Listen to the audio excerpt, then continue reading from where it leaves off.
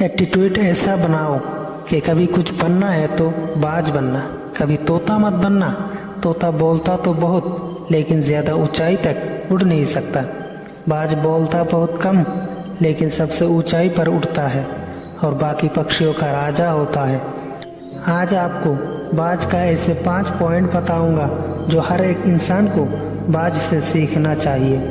Point number 1, बाज की तरह अकेले रहना सीखो। बाज अकेला उड़ता है और बाकी पक्षियों से ऊंचाई पर उड़ता है। बाज या तो बाज के साथ उड़ता है या अकेले उड़ता है। इससे हमें यही सीख मिलता है कि अकेले रहो, क्योंकि यही वो समय जो खुद को जानने के असली मौका मिलता है। पॉइंट नंबर 2, बाज की तरह अपने लक्ष्य पे ध्यान दो। बाज बहुत ज़्यादा स्ट्रांग होता है।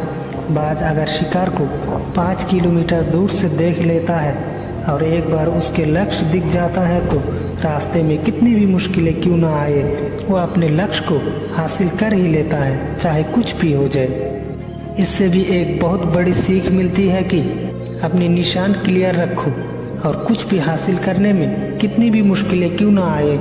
पॉइंट नंबर 3, बाज कभी भी मरे हुए चीज़ों को नहीं खाता। बाज कभी भी मरे हुए जानवरों को नहीं खाता, हमेशा जिंदा शिकार करता है। इससे हमें यह सीख मिलती है कि यह जो हमारा पास्ट है ये मरे हुए है और मरे हुए चीज़ पर ध्यान मत दो।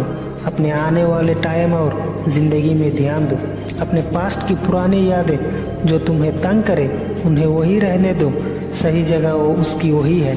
अपने पास्ट को वर्तमान में जगह मत दो, क्योंकि अगर एक बार तुम्हारा पास्ट प्रेजेंट में आ गया तो तुम्हारा पास्ट कभी तुम्हें प्रेजेंट में रहने नहीं देगी।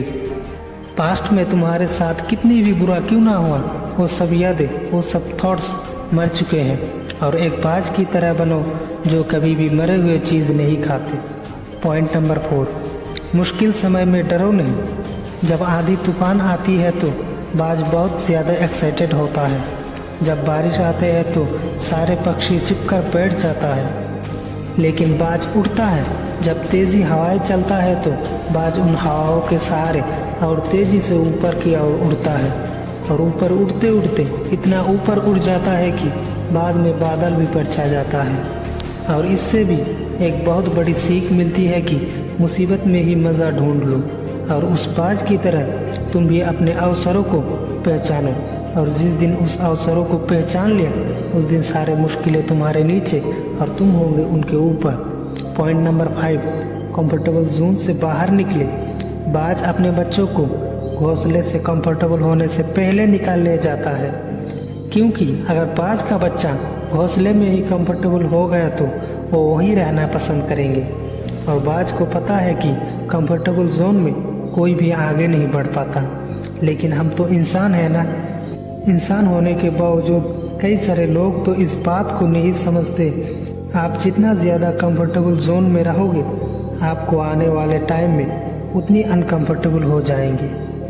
दोस्तों, मुझे उम्मीद है कि इस कहानी से आपने ज़रूर कुछ सीखा होगा और इन 5 पॉइंट में से कौन सी पॉइंट आपको अच्छी लगी कमेंट करके ज़रूर बताइए।